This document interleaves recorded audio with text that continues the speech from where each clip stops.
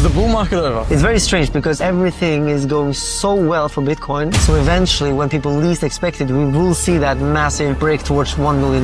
My name is Runefelt, known as The Moon. I make content online about crypto, about Bitcoin. I'm a big believer in the law of attraction. You have to just trust the process. 3 years ago, I was very close to getting killed by two Somalis that jumped me, actually. Where? In Sweden. My sister was sitting next to me. They jumped my car with bricks, trying to smash my head. Wow. Yeah, to steal my watch. So what did you do? Put your foot on the gas? Yeah, gas and just ran straight into them. What is your anxiety and stress from? Mostly comparing myself with others. Who the f*** do you compare yourself to? Well, how did you bring this car over here, man? The team, they are used to building it and disassembling it in different countries. So it took 1.5 hours, but yeah. Really? Yeah, but that's how they did it, yeah. When quantum computing takes over and it encrypts all our wallets, is Bitcoin going to go to zero? Whenever we get quantum computing, Bitcoin code could be upgraded to be quantum resistant. Didn't you build like a hospital? It's an organization called Kids Operating Room. How many children per year do you help? We provide capacity for about 220,000 surgeries per year.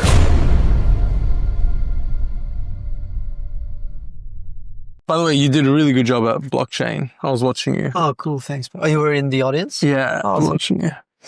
Actually, that's probably better that way.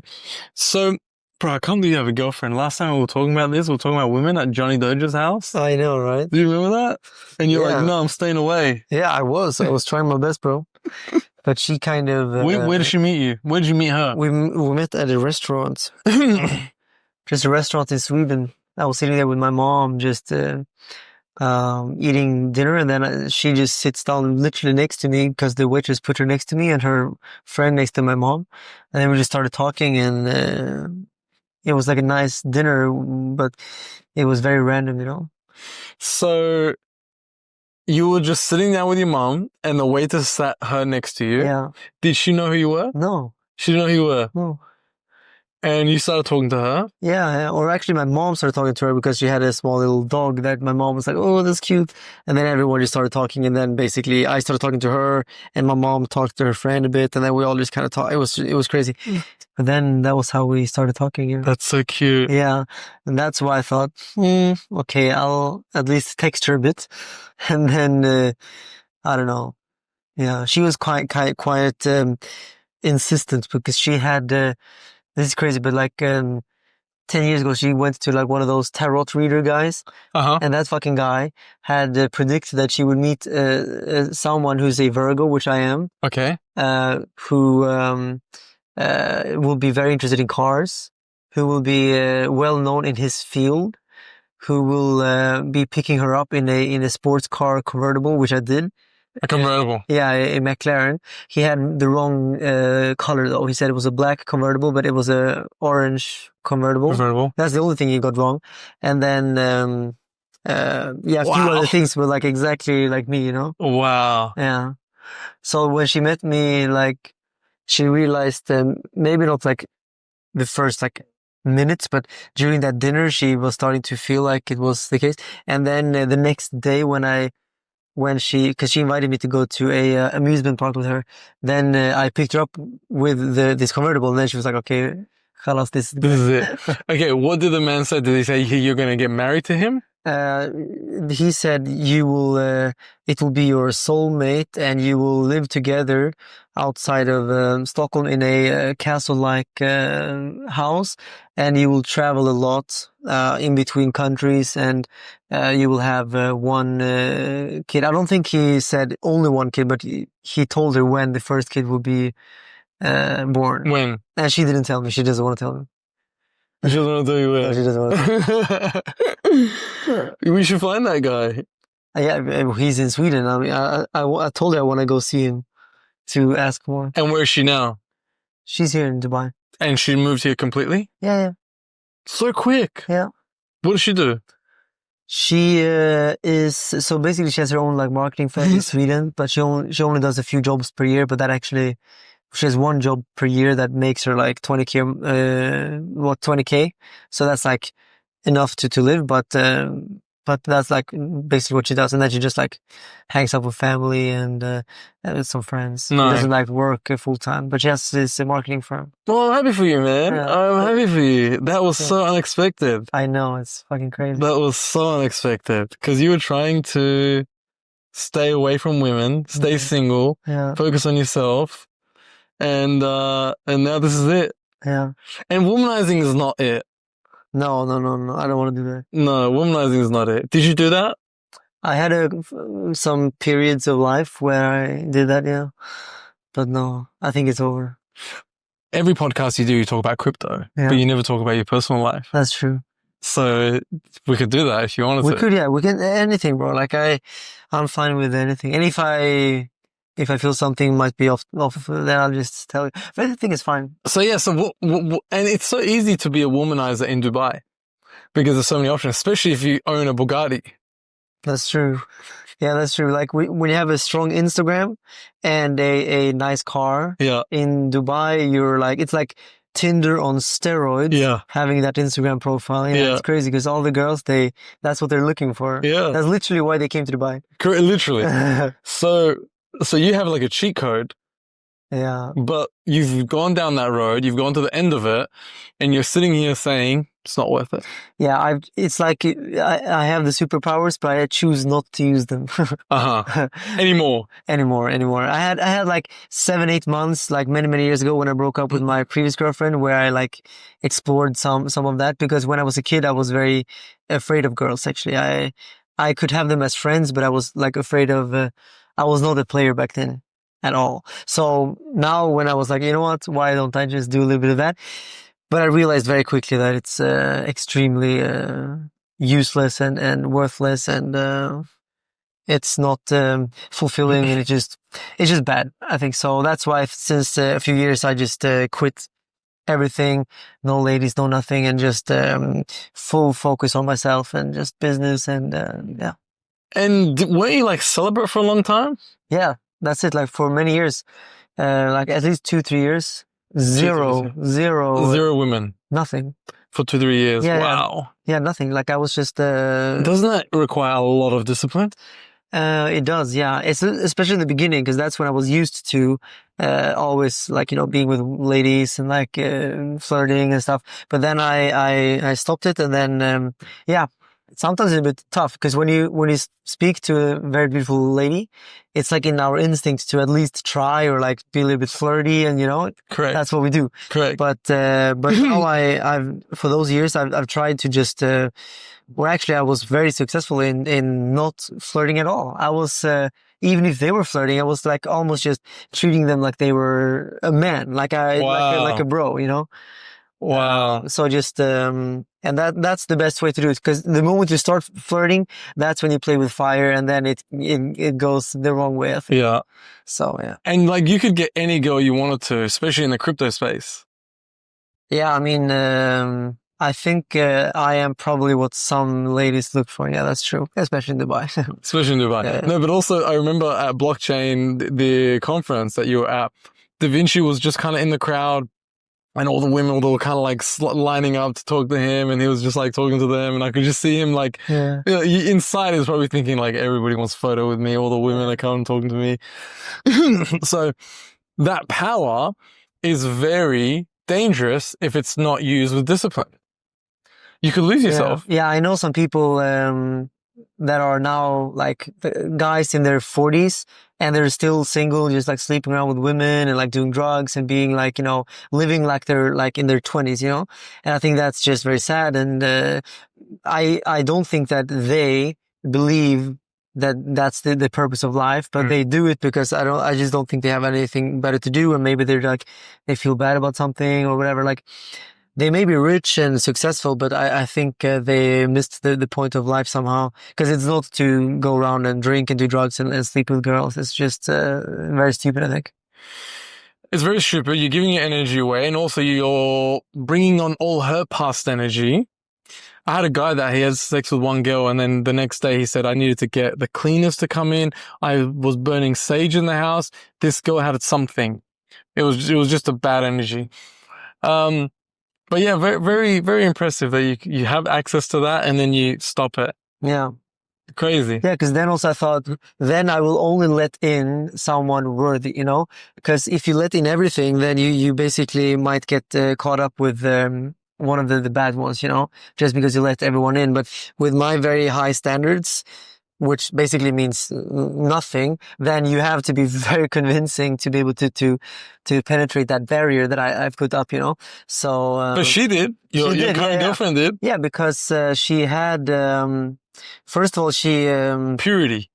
I mean, purity, like, there's many things I like about her, but like, I mean, I think, guess the energy and like the vibe is number one, but then also like, she was just one of those, like, you know, very good ladies, like, not, I mean, you know, and we met in Sweden, not Dubai, because in Dubai, I don't think you can meet a good girlfriend.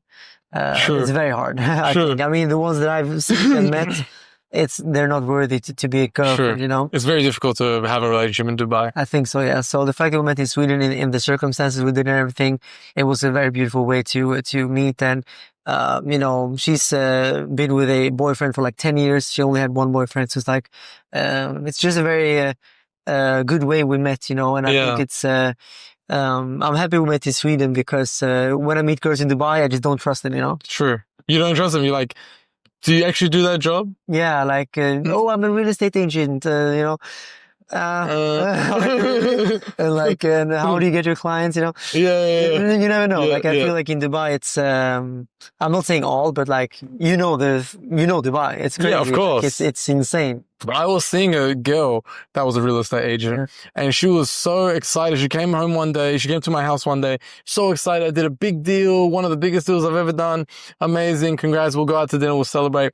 Next time she comes to my house a week later, she was really upset. I said, what happened? She said, he signed the contract, but he didn't pay the deposit. And he said, for me to pay the deposit, you have to come to my villa tonight. I'll do it in person. And she goes, no. And he goes, well, guess you're not serious about doing business. So the girls that are doing really well, what are they doing to do really well?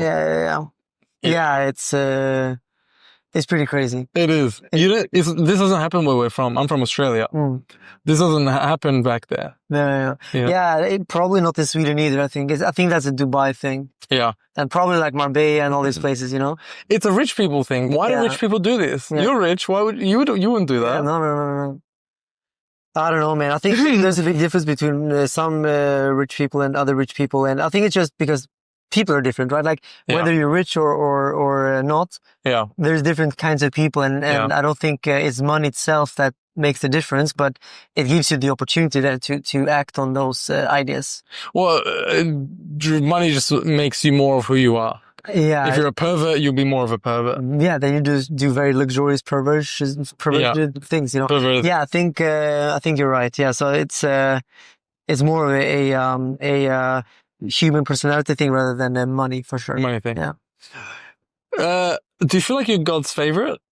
Do you feel like God really loves you? I think I'm doing a good job living the life that I think God would appreciate. Yeah. Especially now, the past few years. Yeah. Because obviously, I feel like you're. I don't know. I feel like you've got the wind in your back. Or no, do you feel like sometimes it's not like that? I mean, not every single week, not every single month, but overall, yeah. I mean, obviously, going from where I was in a grocery store to where I am today in a very short time, that can only be done if you have some help from the powers that be in the universe, you know. That's for sure.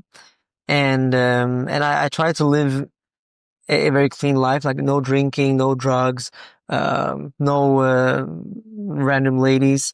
Anymore, exactly. So I stop everything which I think is not clean or good for the energy, and which is not a clean thing in general. I think the universe, like God or whatever, like there's certain things that you should do and certain things you should not do. And I think I'm trying my best always to stay in the right lane, you know.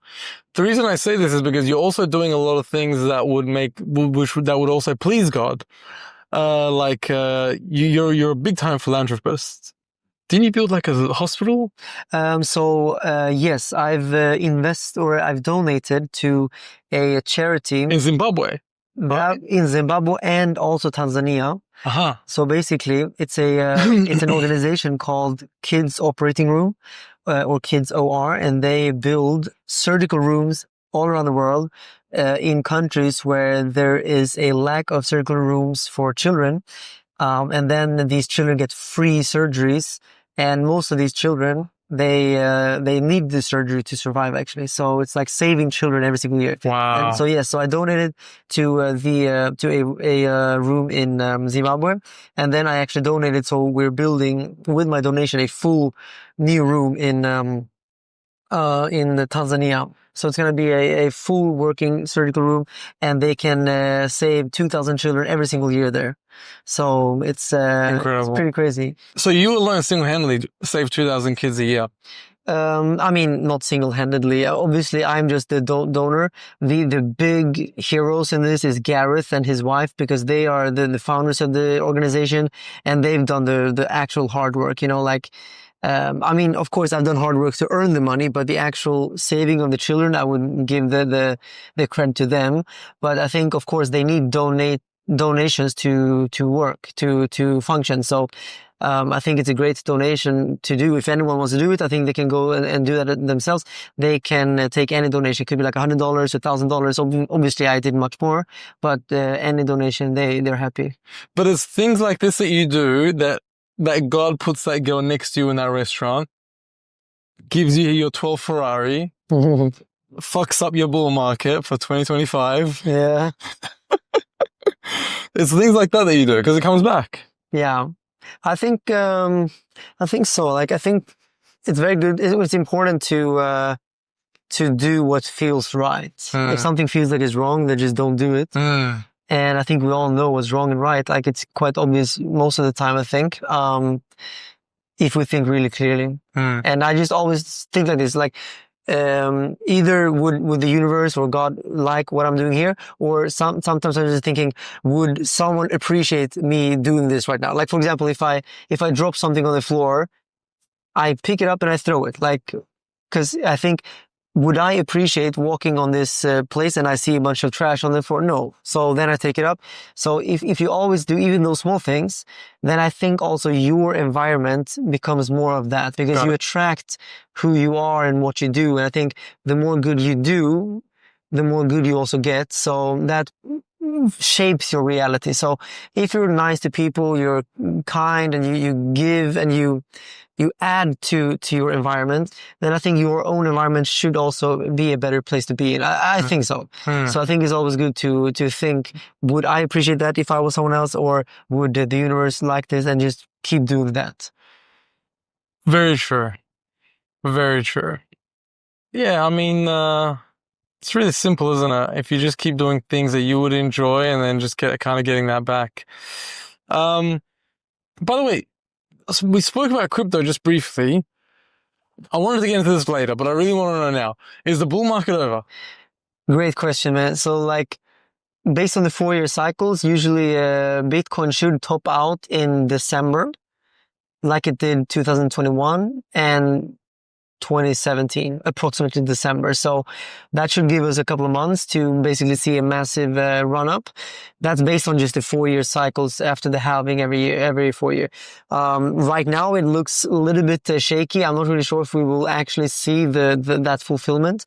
So in that case, I don't know. Like, I think we will probably see the topping out, but I thought the topping out would be much higher, you know? So it's very strange, because everything in crypto, you have only good news. Everything is fantastic. Right. Like, you have Trump's just going heavy on crypto. You have, the ETF is live. You have this and that. And like, everyone is bullish and everyone is buying. Michael Saylor is buying, and companies are buying. Even countries are putting strategic reserve. So it's really strange to see that everything is going so well for Bitcoin.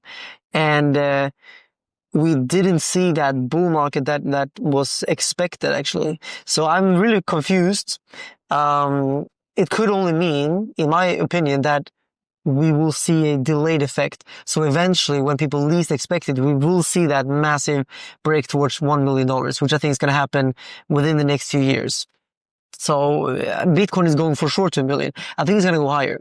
I think like $10 million per Bitcoin. Eventually, that will take maybe 30, 40 years, even in today's money. So not adjusted for inflation, because of course with inflation, one Bitcoin will be worth $15 trillion eventually, you know, but, I think in today's money, it will be worth approximately 10 million when Bitcoin soaks up, money from real estate, from potentially even gold, from the stock market, from even all the different assets that people are using as a store of value right now, which is basically, you know, real estate, art, even vintage cars and all these things, because people are using those vehicles, they're using those vehicles as financial instruments when they're supposed to be just what they are. Like art and cars are supposed to be mostly that, and also the real estate should be some place where you live, not necessarily a financial instrument. I mean, of course, people use them to rent them out, and there's a certain degree of monetary value attributed to that. But today, a normal middle class salary could never buy a normal home without having to go and borrow a bunch of money from the bank and then buying it. But if you go back like 100 years, usually with a middle class salary, even one salary, not man and woman, just one man could live off of their salary, or the man's salary, and buy a home, just saving some money, you know. But today it's impossible. You can't just save money and then buy cash a home. You have to go to the bank, and often you need two salaries. You need the man and the woman, you know. So it's changed a lot. And I think that this is because of the endless money printing, you know, like the fact that people are just borrowing money to buy real estate. And every time you borrow money, you actually create money. The banks create money out of thin air, right? So whenever that monetary value, which is held up in real estate, deflates, which it has to do at some point, or hyperinflate, at some point that value has to go somewhere, because value can never be destroyed. It can only shape form. It's just like energy, because money is actually energy. And then I think a lot of that money, or that monetary energy, will go into Bitcoin. So we're talking hundreds of trillions of dollars in real estate, and most of that is not value from people needing a home, but it's mostly using real estate just like a financial instrument. And I think that's going to change at some point. So whether it's going to happen within 10 years, 20 years, or 30 years, I don't know, but it's a ticking time bomb. And the more they print, the more the dollar loses value. And the more actually real estate is now getting actually more like a financial instrument, because people are pushed. They need to buy other things than the dollar, because the dollar is inflating. So you need to buy cars and art and real estate and gold and whatever it is, because the dollar is basically crashing. So let's see when the dollar really crashes, what people will do. But I think people will actually be buying gold and silver and Bitcoin. You're 100% right. I don't understand why the market is going down, because Jerome Powell is cutting interest rates. We haven't got QE yet. It might be starting now. It might, yeah. I think they just ended QT. Yeah. So QE will potentially start now, yeah. We've got Trump with China making friends and doing the whole import, export, and metals.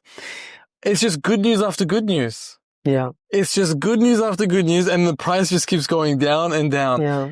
Is this manipulation? Is this BlackRock? Because BlackRock's dumping. Yeah. I mean, first of all, we can separate Bitcoin from altcoins, because Bitcoin has in fact been going up since 3 years, which is great. I mean, I have 90% of my net worth in Bitcoin, not in altcoins. But you're right, altcoins have been completely they are destroyed right now. I think even yesterday I checked, it's like, you know, new all-time low for many altcoins, which is absolutely disgusting to see, because I know that the whole industry, most people hold altcoins. So I know that people are really struggling. I do hold a few altcoins, and they are completely wrecked. You know, like I lost a lot of money on altcoins. So what alts are you holding? I hold a bit of Solana, Sui, a few microcaps as well. Like I hold a bunch of altcoins just like anyone, but for me, I still hold 85-90% Bitcoin. I think it's very important to always do that. But now when I'm putting in cash into the market, I'm buying altcoins, because I think altcoins are just so cheap, extremely cheap. So your biggest altcoin holding is Solana?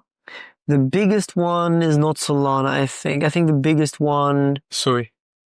no, not even. I think probably, so a couple of good ones that I hold that are the biggest ones, I would say MNT, which is Bybit's like own token. I also hold a bunch of WXT, which is Week's own token, because I believe, you know, BNB was going absolutely crazy. It's like the only one at all-time highs right now, I think. Yeah. So I think exchange tokens are great. So I have those two because I believe in exchange tokens. I don't know if you heard about the Medieval Empires game. Yep. I'm an investor, so I hold a bunch of MEE tokens, obviously, MEE, because it's of course a microcap, but I believe in crypto gaming because I believe in gaming, and I think crypto and gaming will be massively Huge. huge, in the future, because gaming is already massive. Yeah. But crypto gaming, it will transform, because in crypto gaming you can have actual assets within the game that can be traded even in between games without any real it's like an infrastructure on crypto with blockchain that can really make sense, you know.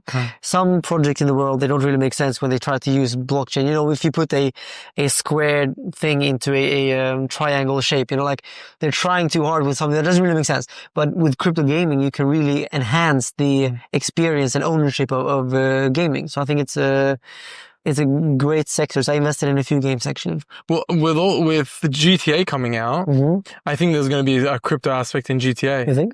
I think you can buy things in there. You can buy cars, sell cars, buy hats, clothes. If GTA were to launch any type of crypto, like NFT or anything blockchain related, then I think the crypto gaming industry will get like a massive, like huge upswing. It will be the next AI trend, you know. Like everyone will talk about crypto gaming. So that's why I have a few crypto gaming tokens that I invested in, and Medieval Empires I invested equity actually. So it's like I'm getting fully invested into the space like that, because right now it's very bad. Like the tokens are completely wrecked. Yeah. So but that's usually when you want to buy, right? If you look at the altcoin market, everyone is bleeding on the floor now. I think it was Warren Buffett who said, when there's fear in the streets and blood on the streets, you want to buy, right? And when there's euphoria, you sell. Right now, there's zero euphoria in crypto. So now is the time to buy. No, it's time to buy. Yeah. But then at the same time, it's like, do you buy, or like, okay, if somebody's holding a bag and they need that money, they think maybe I should sell right now so I can pay rent instead of in the future, instead of it going further down. So I might sell Solana at 160, which is what it is now, because if the bear market starts and the bleeding continues, then I might have to sell for $90 in a month. I mean, I think it's tough with altcoins because they are very volatile, and they can, when Bitcoin goes down 10%, alts usually go down 20% or more. Just like a couple of days ago, we had Bitcoin go down, I think, a few percent, and then Ethereum is absolutely dropped, you know. Yeah. And that is just a thing with altcoins, that if you put money in altcoins, you have to be prepared. Your money can be 50% gone within a few days, and you have to be able to live with that. So in altcoins, I never recommend anyone to put more than they can afford to actually lose, because you will be put under pressure. So be careful, yeah. It's so strange. It's like, even I just don't understand why the market's tanking when this is all good news after good news. I also don't understand. It's do you think it's over? What's your gut feeling? Do you think it's over, or do you think we've got one more push up? I think my gut feeling says we have one more push up, because it would make sense, especially time wise. Like topping out in December would actually make sense.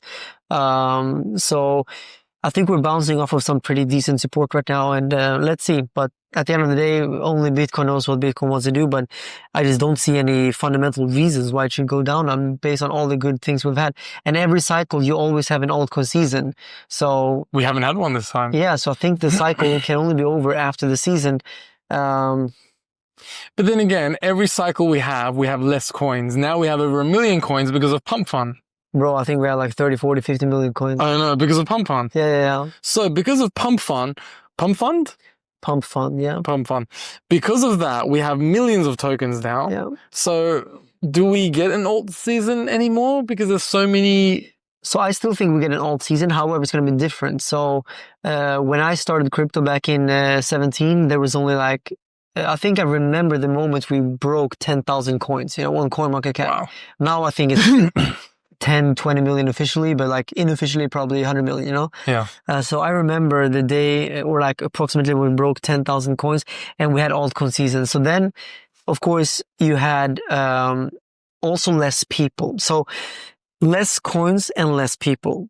But the ratio between people and coins today is still less people per coin, I think, because it's just so easy to create coins today that I still think that we have more altcoins than people than we had back then. So there's now a fight between these tokens and coins to get attention from those people that are in crypto, right?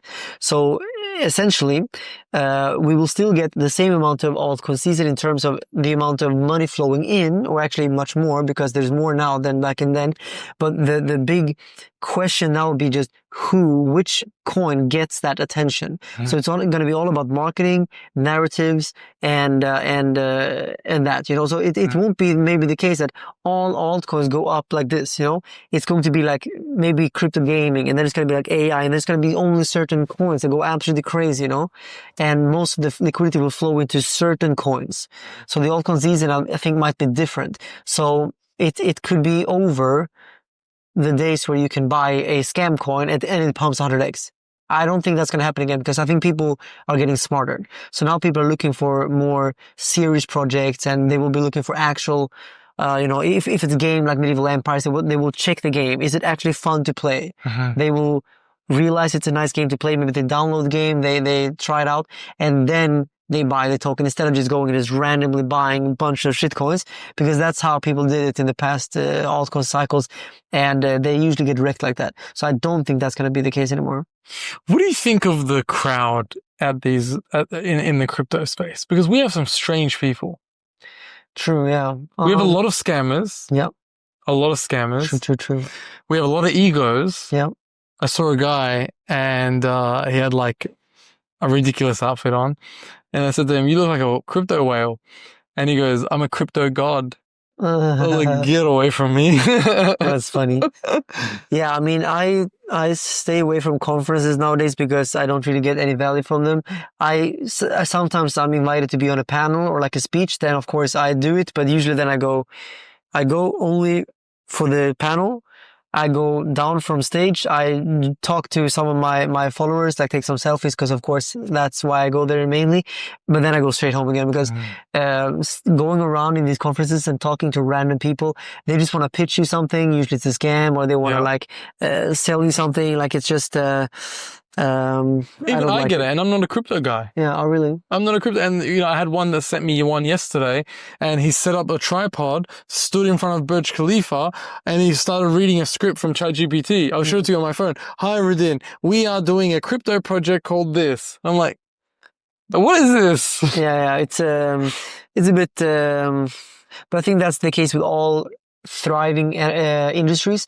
There's going to be a lot of those strange people coming in and taking advantage of the hype and people's inexperience.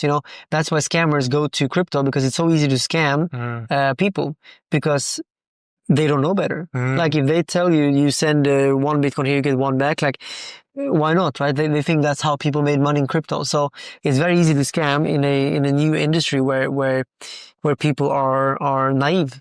Yeah. When was the last time you were at Kai Beach? Actually, like 2 weeks ago, I think. What were you doing?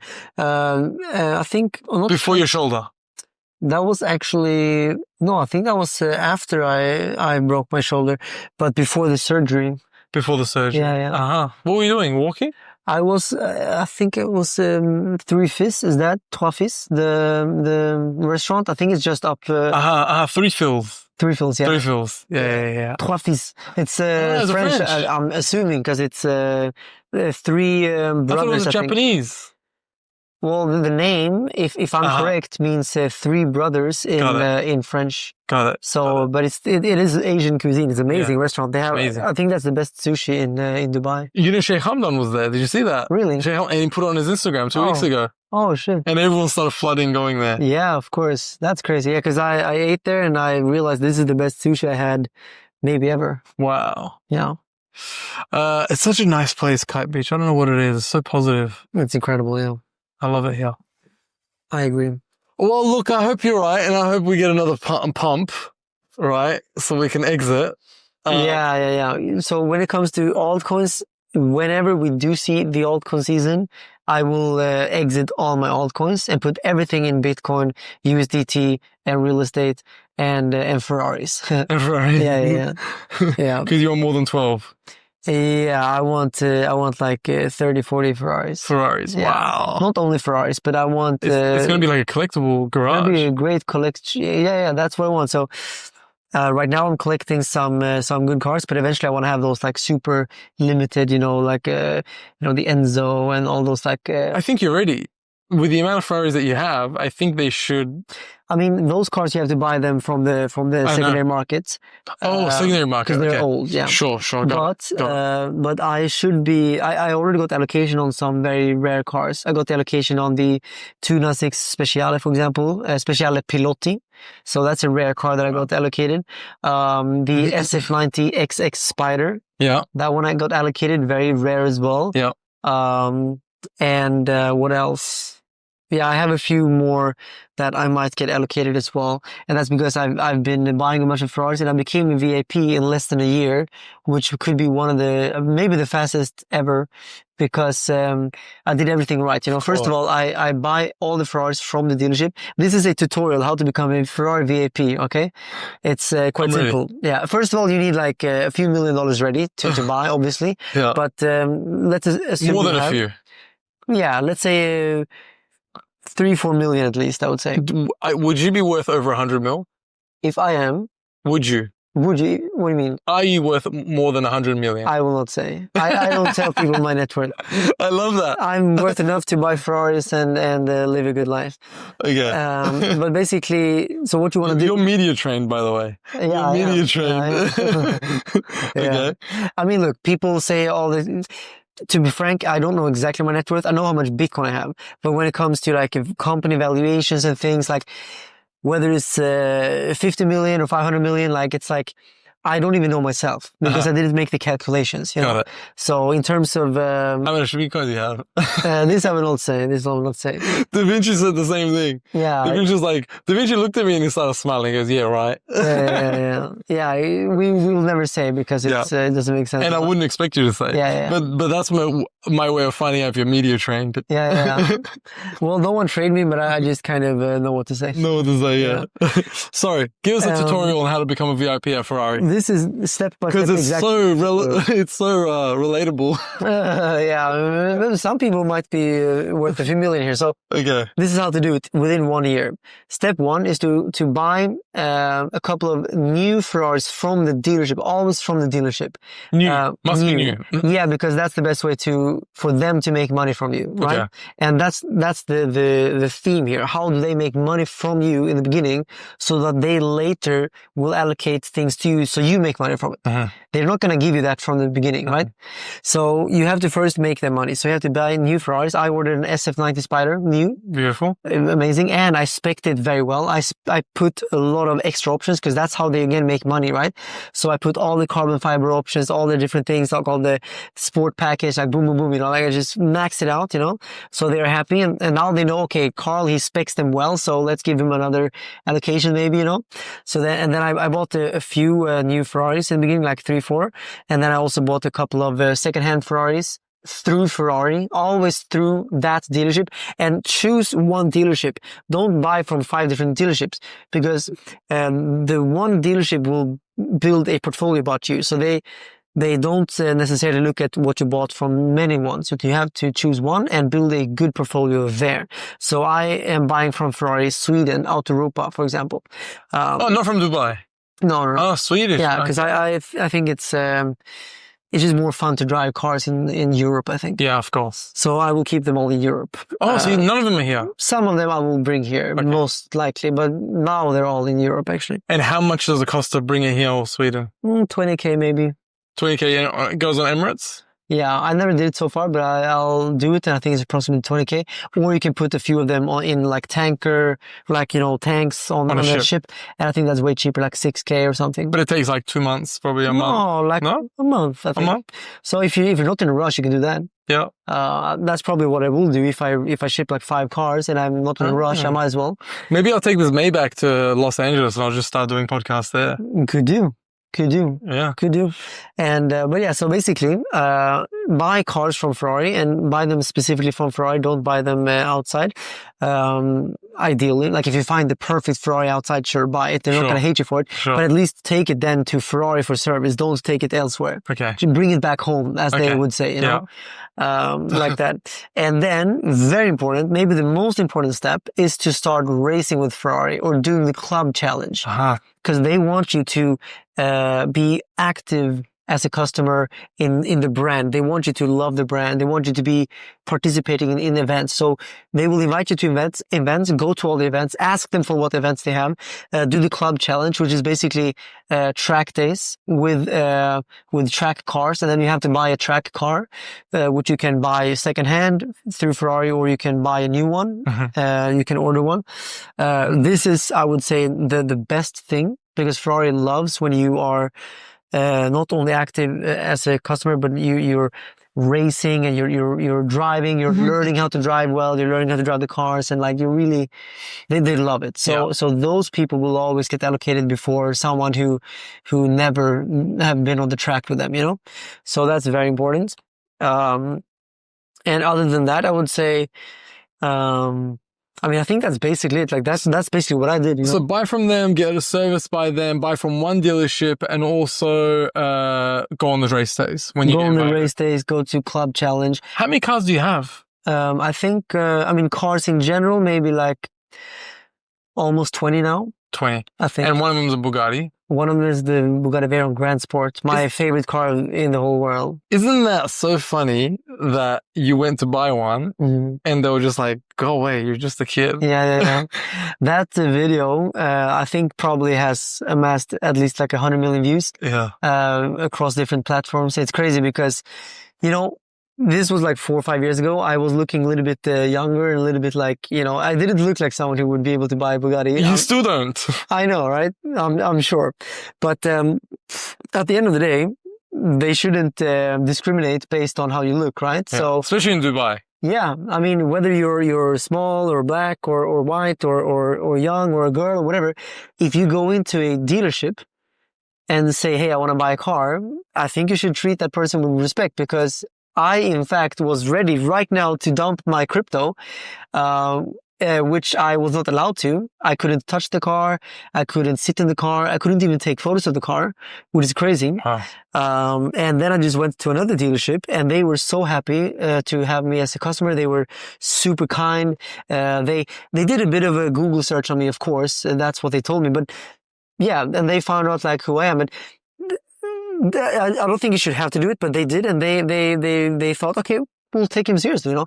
And they allowed me to take a drive around the block even in the Bugatti, you know, which is maybe even more than I would have expected. But like they treated me so well. And you bought from them? I bought them from them, you know, like it took me only like 1 or 2 days to decide, like, okay, I'll take that one. Even though the Bugatti in the previous dealership was actually better in terms of the specification and the year and everything. But I thought, you know, why should I give my business to someone who treated me like that? Yeah. Definitely not. And then, these other guys at CV Auto, they got my business instead. And I bought another 2 cars from them since then. And that just goes to show, like, if you treat someone with respect, you get a long-term customer. And also this other dealership, it was Q Motors, by the way. I hope they don't sue me for that. But basically, I have so many friends that have Bugattis, like 6 friends, I think, that have Bugattis and Koenigseggs, you know, and they will, of course, never go back there because they treated me like that. So because of you, they won't go back there. I mean, I'm not saying that, I never told them not to go there, but like they saw the video and they just texted me. It's like, yeah, like, I can't believe they treated you like this. Like, I will never buy from them, you know, because like you can't treat customers like this. Yeah. It's, but it was the best thing that happened. It was It was good. It was good. It was a fun video. It got Yeah. like, so many views, and it was fun. Yeah. Like looking back on it, it was a good thing that happened, but especially for you because it's a funny video. You know, so many people till this day recognize me as the Bugatti guy. You know, Yeah. like, oh, you're the Bugatti guy, hey, Yeah. Carl. Yeah. It's so funny. So But you got your name on the tires as well. yeah. That's crazy. Yeah. Isn't each tire $5,000? Is that true? $5,000 each tire. I think they're more than that. More Much than more. that? Yeah, I think you pay. I didn't change tires yet, so I don't know. But when the bill comes, I'll let you know. But I think it's like $50,000-$60,000 for the whole set. So that's Jesus. That's what I think. Why? Yeah. Why is tires so? Well, it's because it was built when that was the fastest car in the world. It was the first car to have 1,000 horsepower and to break the 400 kilometers per hour speed barrier. So these tires and the wheels were custom made only for this specific car and to go those speeds. And actually, the tire is glued onto the rim. Yeah. So you can't take it off unless you go to Bugatti, and they use like a pressure machine to kind of pressurize something and take it off. Wow. And the funny thing is you can only do that 3 times and then the rim will be destroyed. So then you have to change the rim as well because it's such a strange method they're using. So that's why it's very expensive. And the rims, I think, are even like $100,000. And it's crazy. And one time I crashed the car a bit and then I had to pay like $60,000. Was it insured? No, I don't think so. Is it I only insured have- right now? Not sure. Only traffic insurance, but not like the full insurance, I think. I should have. Because it's very difficult to insure those cars. Well, probably, yeah. But I have traffic insurance. It's like $35,000 a year. What does that mean? What's traffic insurance? I don't know. Fines? No, if you crash into someone else, I guess. Got it. $35,000 a year? I think Or so, dirhams? Dollars. Dollars. Yeah. Wow. It's extremely expensive.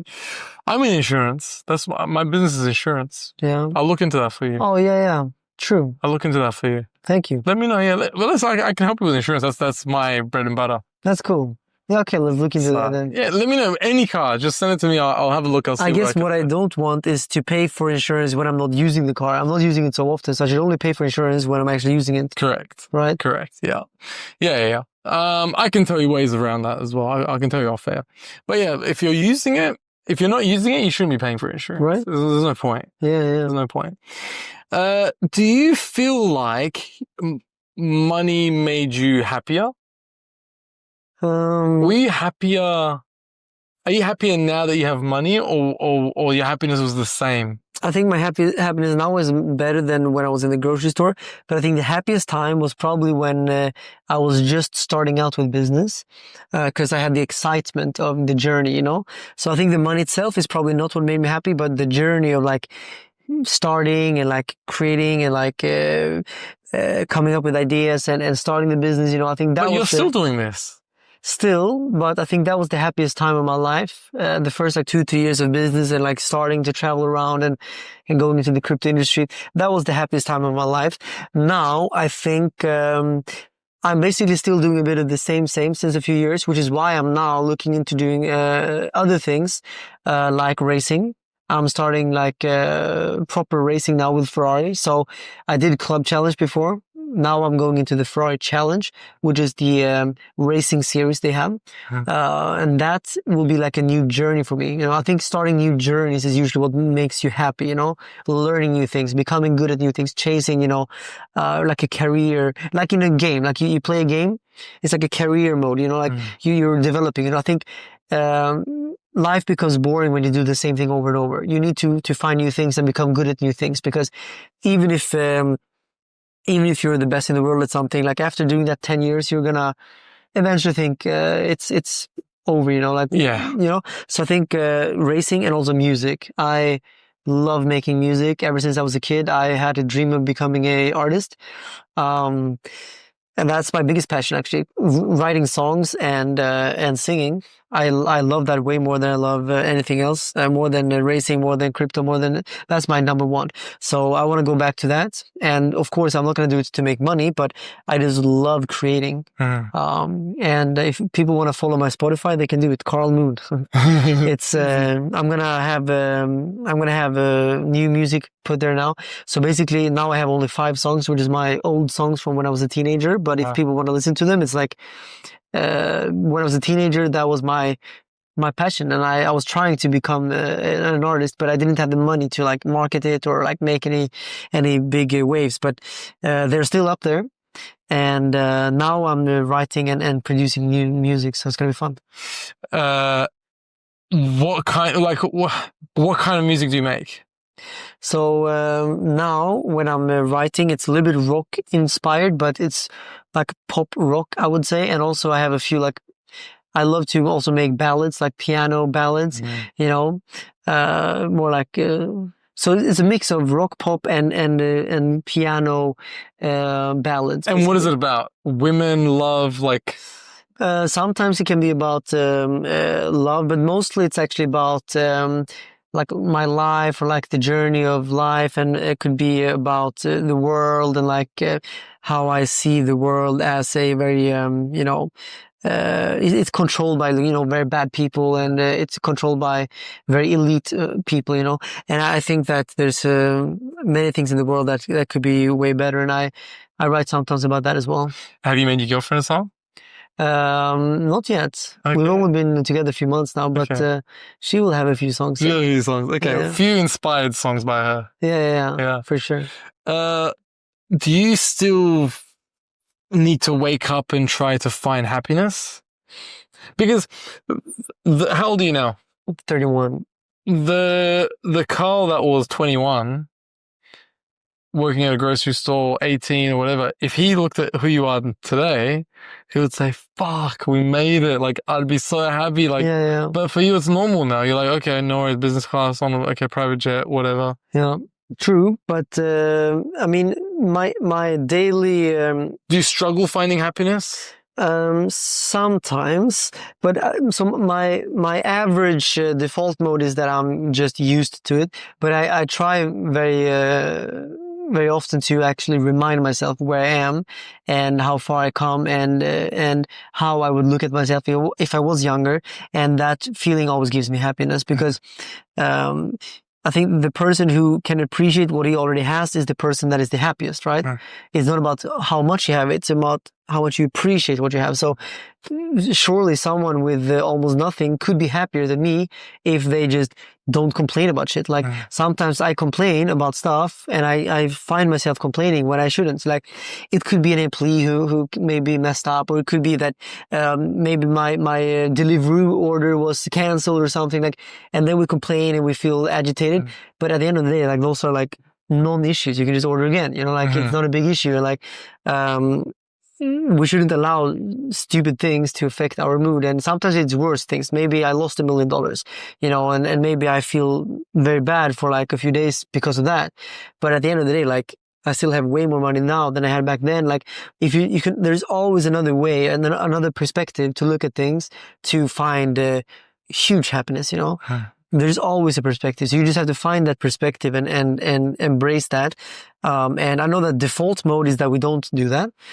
So it's very easy to get agitated by stuff. But in those moments, we just have to sit down and just relax, just think, look, I'm so well off right now. Like I still have my limbs. I live in Dubai, best country in the world, you know, like all these things. Like we have so much good things, like even just running water in the shower, like something like this. We didn't have that 100 years ago, you know that? Yeah. 100 years ago, we didn't have running water. Yeah. Well, we didn't have hot showers. Yeah. 100 years ago, no hot showers. Imagine that. And actually, I think I can imagine probably 60% of the world don't have. I can imagine. Now. Yeah, because it might shock people, but like, you know, like 80% of the world, approximately, I think, is like very poor. Like people live in like very poor countries, and they have access to almost nothing. Like, let's say I can almost guarantee you like 30-40% of the world, they probably don't really have like clean showers and like cleanliness, you know? Yeah. So just that alone is like something that is a huge factor for happiness, because you know when you're sick, you didn't take a shower for like 3 days or something, like it affects your mood when you feel a little bit dirty, right? Like it doesn't feel good. Like if you feel like the feeling after shower, when you feel like you're just like got rid, that's a nice feeling, right? Yeah. Some people don't even have that. Crazy, you know. So we have that every day without even appreciating it, you know. Do you wake up with stress at all? Anxiety? Sometimes, yeah. And what is your anxiety and stress from? I would say usually a few years ago, I would say it was mostly comparing myself with others, which I stopped now because it's completely ridiculous. Who the fuck would you compare yourself to? Exactly. I mean, the fact that I'm doing it is so stupid because I realized that at my level now, if my younger self would see myself being anxious about stupid shit like that, I would have to just smack myself in the face. Like, what are you doing? Yeah. And then I realized that probably people above me also feel anxious because they compare themselves. And then I'm like, why? It's so stupid. So I don't know. Like, I just think it's very stupid to do so. And we should never do that. We should look, this is a good tip. Like when you start comparing yourself with someone in your industry, whatever, and you feel bad because that guy is making more money, whatever. Instead of, look, why would you choose that person to compare yourself? Why don't you instead look on the street and then you look at some construction worker, compare yourself with him, and then you're like, okay, I'm doing quite well anyways. Like, Yeah. why would you have to choose that specific person? There's like 8 billion people in the world.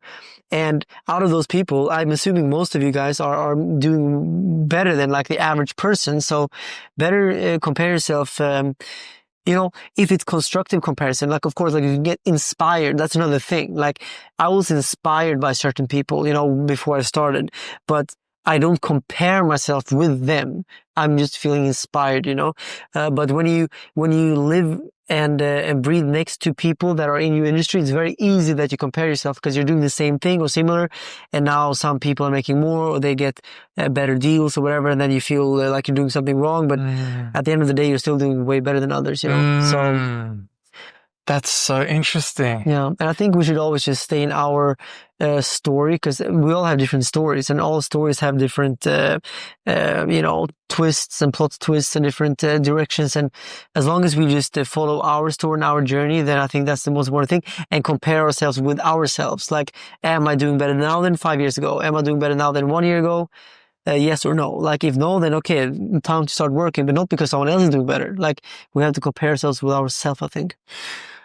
What a lesson that is, right? Because if anybody's watching this and you look at Carl, he's 31 years old, 20 cars, Bugatti, 12 Ferraris, beautiful watch, great life, right? And has the girl now. Even in Carl's life, he compares to the people that are on his level and thinks, oh, he just did a trading platform. Maybe I should do one. Maybe I'm not doing enough. So even people at your level can still find that unhappiness of comparison that people on the bottom level, much levels under you. So the fundamentals of life are the same. The psychology and fundamentals of life are the same. We all have the same brain. We all find the same default, different levels. It's like different roulette tables. You have a $2.50 roulette table, you got a $10,000 roulette table, but the fundamentals are the same. I think so. So I think the key to happiness always comes from within. It never comes from outside. There's no way you can expect money or even a girlfriend or like your mom or like whatever. Nothing external can make you feel fulfilled and happy. It has to come from inside. It's how you view the world that gives you happiness, not how the world is affecting you. It can never be like this. Like, it's always how you react to the world, not how the world treats you, I think that's very, very important to keep in mind. And I think also, because I'm a big believer in the law of attraction, whenever you look at the world in a positive way, you will attract more positive. So the more you complain, you're going to get more things to complain about. That's how the universe works. That's how you attract things in this quantum world that we live in. So it's very important to always try our best to have a positive mindset and view the world from a positive perspective, find gratitude and find that perspective I was talking about. Like, find the perspective where you can feel appreciative of what you have, because then you will get more. Because the feeling of having is what gets you more. Because the law of attraction is not about what you want, it's about what you are. And what you are consists only of your vibrations. Because everything is vibrations. This whole world is. So if you vibrate as someone who if you have a lot, if you feel like you have a lot, even if you don't, you will get more, because that's the vibrational energy you're sending out into the world. So that's why the law of attraction is extremely powerful, and why it's so important that we manage our thoughts and words and actions, because they literally exactly will determine our reality moving forward. So it's very important. Because nothing's a secret. Nothing's a secret, because your energy and your frequency will tell me. Right? What do you mean? Well, I mean, 80% of communication is nonverbal. So it's so important to control your thoughts, because nothing is a secret. Even though you think it, I can still feel it. Yeah, maybe. Because it's coming out of your pores. It's coming out of your vibration. Yeah, I mean, everything is energy. So I think our intentions, everything. You know how women have good intuition? Yeah. Men also have good intuition. Yeah. I can meet someone and go, I'll meet him after 5 seconds. I'll say, I wouldn't do business with this guy. Yeah. Because he'll clearly rip me off. Like, I know this character, right? I would never do business with him. He'll rip me off. You can smell it. Yeah. Yeah, possibly. Yeah, I mean, I was wrong a couple of times. Unfortunately, in the history, I got ripped off when I thought actually that I could trust people. So, I mean, didn't we all? Yeah, that's horrible, right? Yeah. But I think we have to go through those things to learn, and it's an important lesson,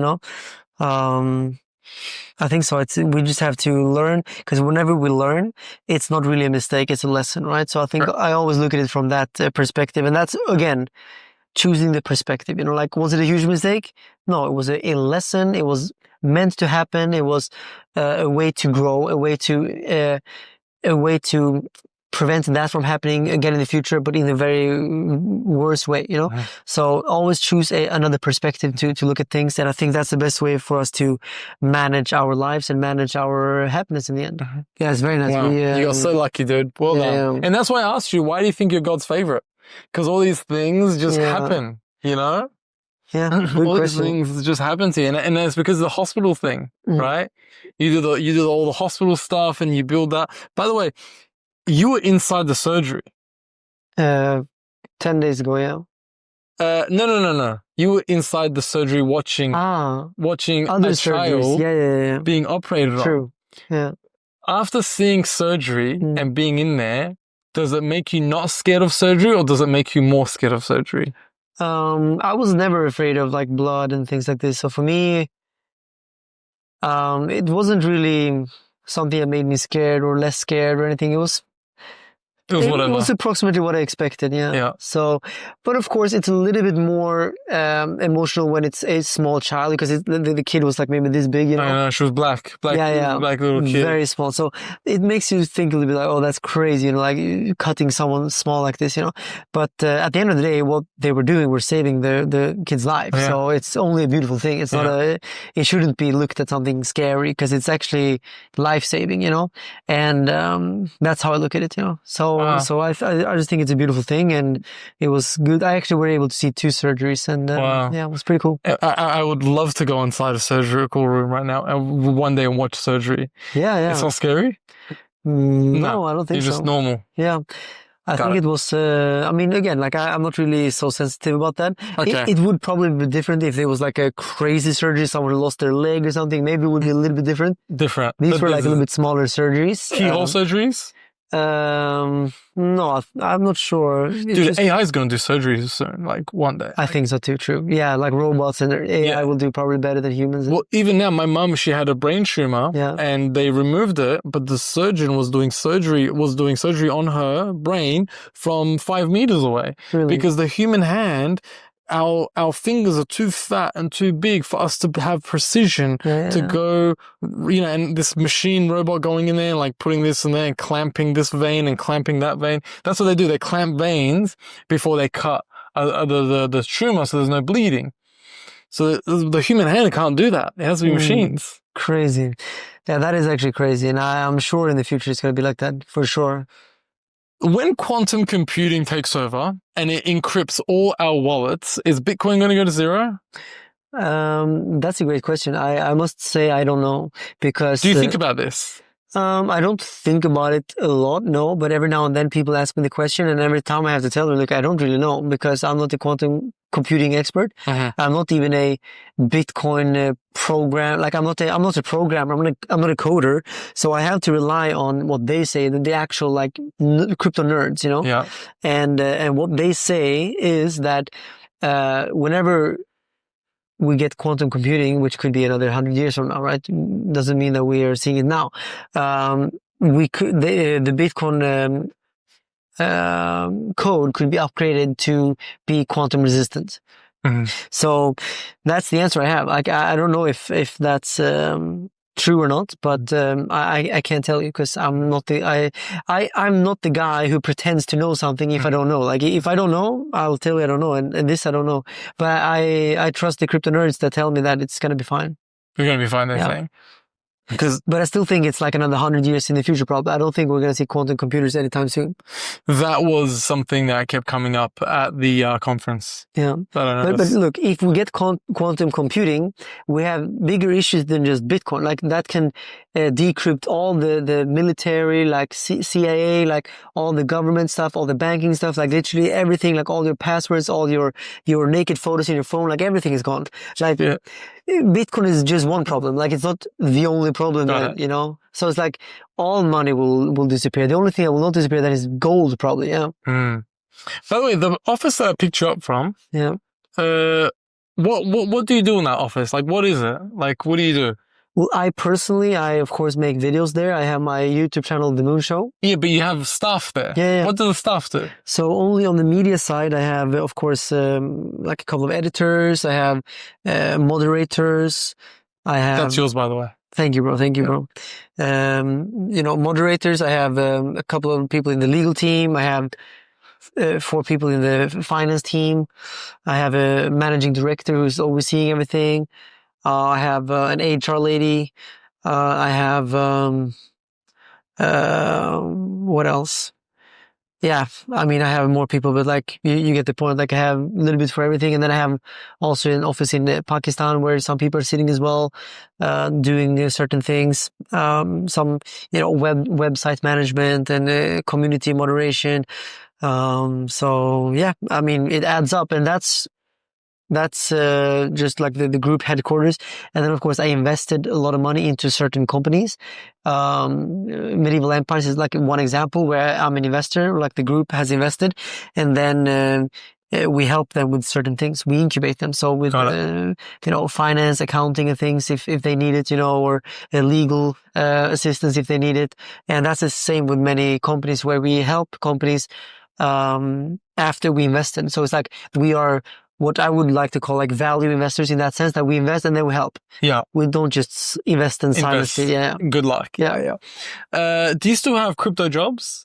It's still alive. Yeah. Cryptojobs.com. Yeah. It's a great idea. Yeah.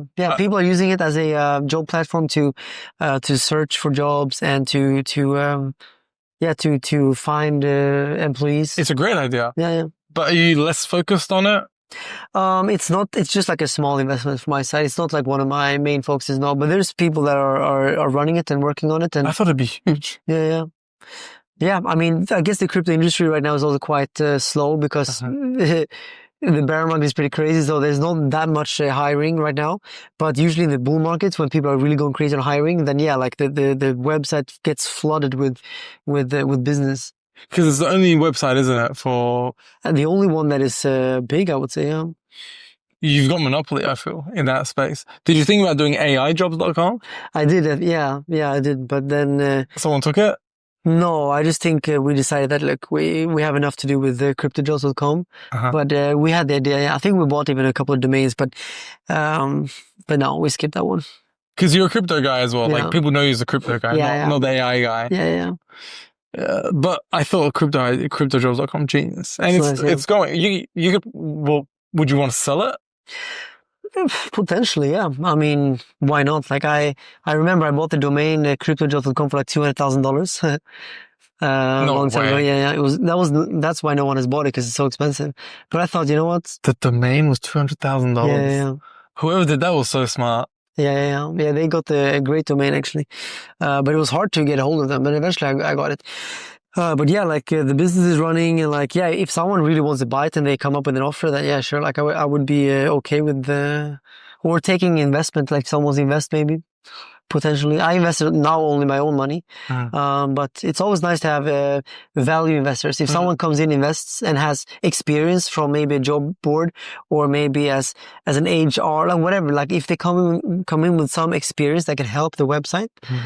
Could even be something else, like maybe they just know Google Ads very well and they just want to help with that or something, you know. Such investors I value a lot. So yeah. Do you trade? Yeah, less now than before, but I do trade, yeah.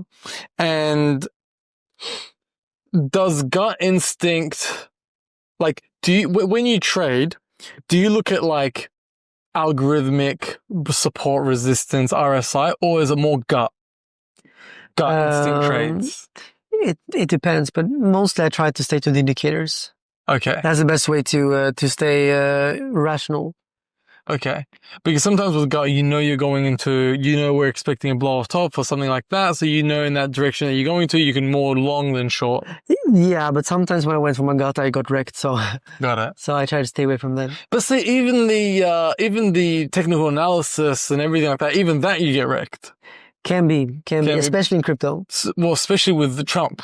Yeah. He'll just tweet something. He makes one tweet and you get screwed, yeah. It's so hard to trade when Trump's around. I know. So hard. I know. What's next for you in terms of like, okay, question. Do you ever have financial stress? Every now and then. So you think, so that still happens for you? Which it shouldn't, because I have zero financial issues. But yeah, every now and then I would, let's say one of my investment companies are struggling, let's say. Maybe then I feel like, I get disappointed and maybe a certain financial stress, not stress in terms of like it's impacting my quality of life, but like, a waste of money. Like sometimes if you invest somewhere and you feel like your money went to waste, then yeah, you get a bit of stress from that, which you shouldn't, because like you know that whenever money is invested, like there's a risk of that, But yeah, it happens. But I always try again to look at that from another perspective, and try to find ways to understand that it's fine. I just have to learn and go to another thing, So again, you think about fundamentally you have people that stress about money because they don't know if they're going to get paid tomorrow or to pay rent or anything like that. That's people at your level, stress. that's proper stress. So you don't share the same. No, because that stress is like valid stress. Like if you're about to lose your job and your job pays your rent, and if you don't pay your rent, you end up on the street. I mean, I would understand why someone would be stressed, especially if you have kids, let's say.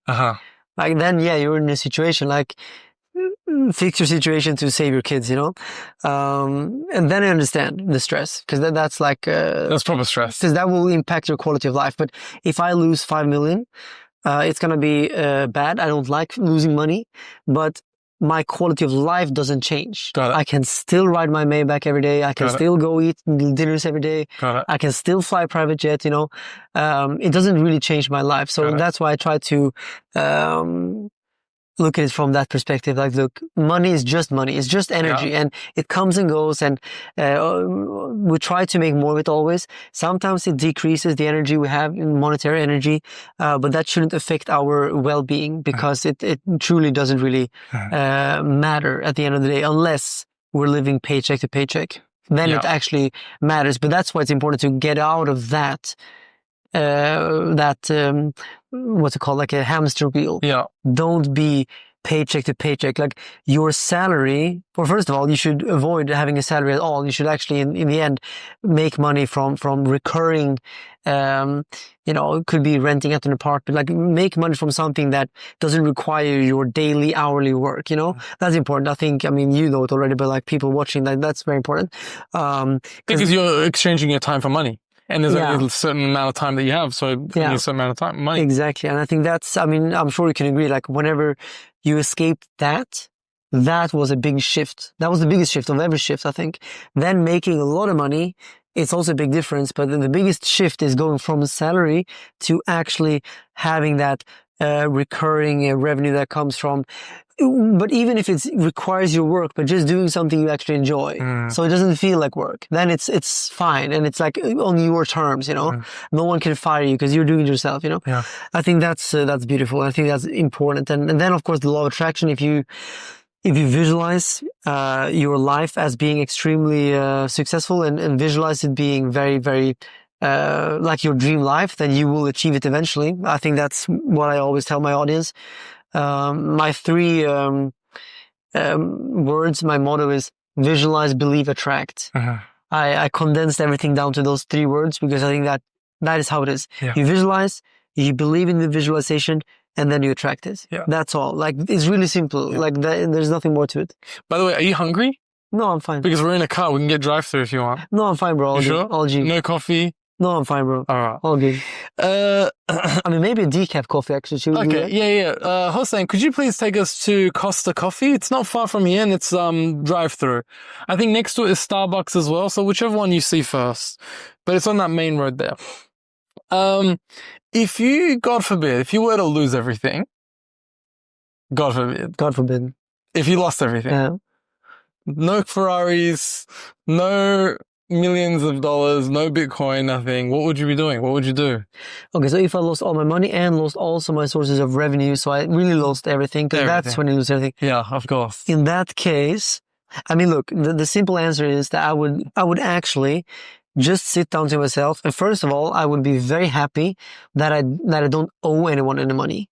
That would be my first perspective to look at. Gratitude. Yeah. Glass half full. Yeah. Love it. I don't owe anyone any money. No one is chasing me for money. That's fine, because I don't have debt to anyone, you know. I have a couple of loans on cars and like real estate from the bank, but those are smart though. You don't sell Bitcoin to buy a house. Exactly. You use the bank's money to get a house. Exactly. I don't count that, Yeah. but I don't owe anyone else money, and I don't hold people's money. So like, if I lose my money, I lose my money. I don't lose anyone else's money. And Yeah. I think that's very important. So I would be happy about that, first of all. And second of all, I would just use my level of gratitude to just sit down and just visualize how I will be perfectly fine again. I will just see myself in the future where I have all my money back, where I again am doing things I love, and that makes me money. So you would visualize exactly what the life would be, and then how you would do it, and then attract. Not how I would do it, actually. I never visualize how to do anything. I only visualize the goal. And I think that's very important. We should never think about how to do it when we visualize, because that puts doubt to the visualization. It puts doubt to the vision. We have to only see the end goal and see it as a fact, as easy, as a certainty, like something which is guaranteed, something which is, you have to believe in. That's why I say visualize and then believe. The believe part, you know, you will not attract unless you believe. So visualize, believe, attract. So if you only visualize, it's not enough. You have to visualize and believe that will be your life, and believe that it's going to happen, and feel like it already happened, in fact. That's how you will attract it. But what would you do? Do you know would you be in the crypto space? What would you do? Would you launch your own crypto with no influence? Just a normal guy, no influence. This is my crypto company. I mean, look, I would, because the one thing I know how to make the most money from very easy and fast is to make a YouTube channel about crypto. I would just make my channel again, and I'm sure my audience would come back. So it's not really starting from zero. So if we were to, I see what you mean. You know, so if we say that I can't, like, I lost my voice, I don't know. Like, Okay. You're some random guy. Yeah, exactly. Let's say I'm a random guy. Random guy. I'm one of the people watching. Yes. I'm one of those. Okay, then it's interesting. Okay, remember when you gave us a tutorial on how to be VIP in Ferrari? Yeah. Okay, yeah. give us a tutorial on how to be Moon Carl. Okay. So basically, I would, if I wanted to make money fast, I would still probably go and make a channel on YouTube and talk about crypto. But that can only be done if you actually are very interested in crypto. You know, you don't have to be an expert. When I started my channel, I was not an expert. I was one of anyone who just started in crypto. But I thought a good way to learn is to teach. So I started the channel and started teaching, and then I learned a lot by doing that. It was an incredible way to learn, actually. So I became an expert by doing it. Fake it to make it, really. That was really how it was.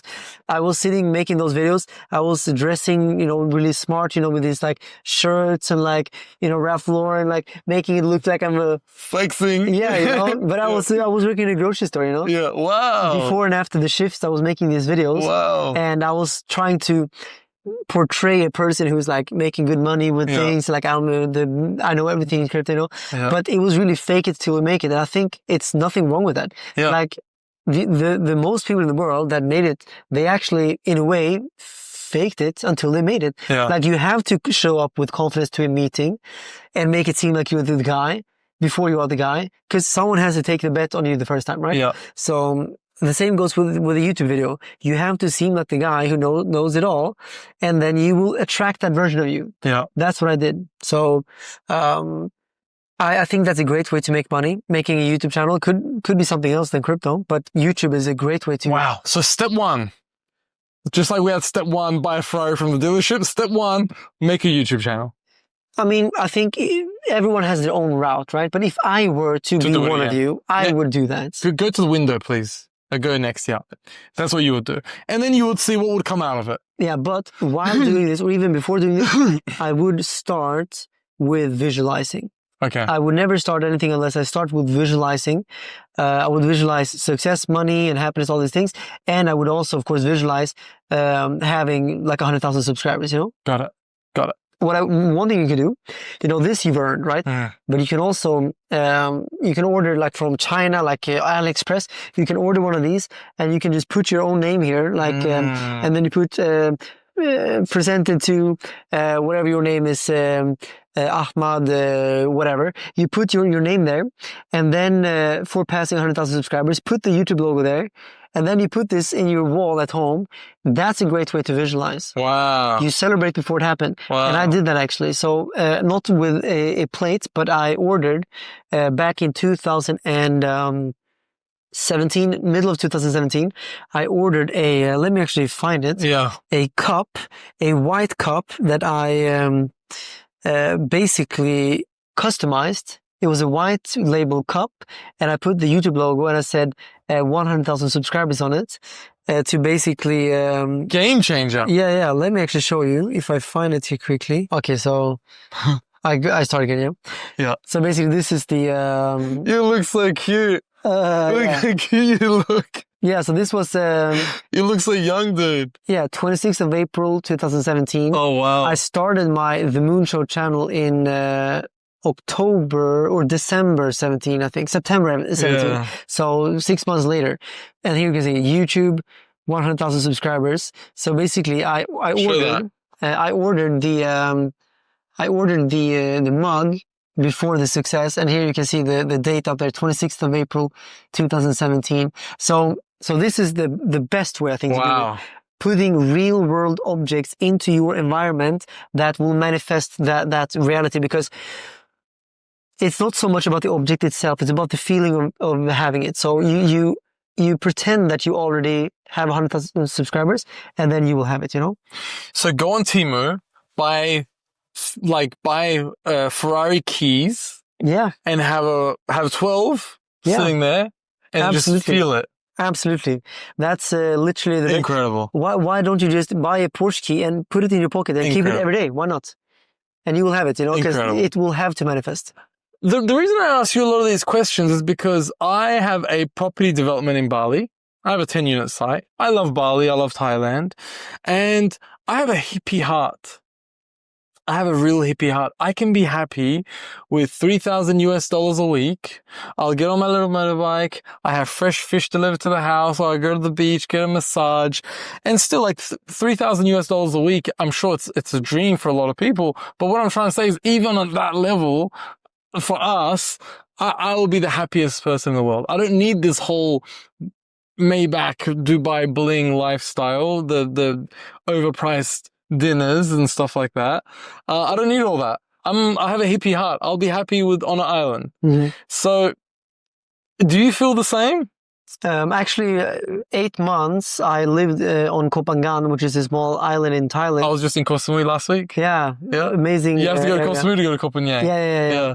So basically, I lived there 8 months. Did you go full moon party? No, it was during COVID. There was no such thing. Oh, I got it. Yeah. 8 months you lived there? Yeah, during the whole COVID. Okay. So I dodged COVID. I never had any no quarantines or like crazy things with masks, and Wow. like we all did like I don't know, like yogas and like beach parties and stuff. Like it was. So crazy. you're not vaccinated? No. Didn't you do a tweet recently saying I'm so lucky I found a girlfriend that's not vaccinated? Yeah, she's fully non-vaxxed. She didn't even take the children vaccines, you know?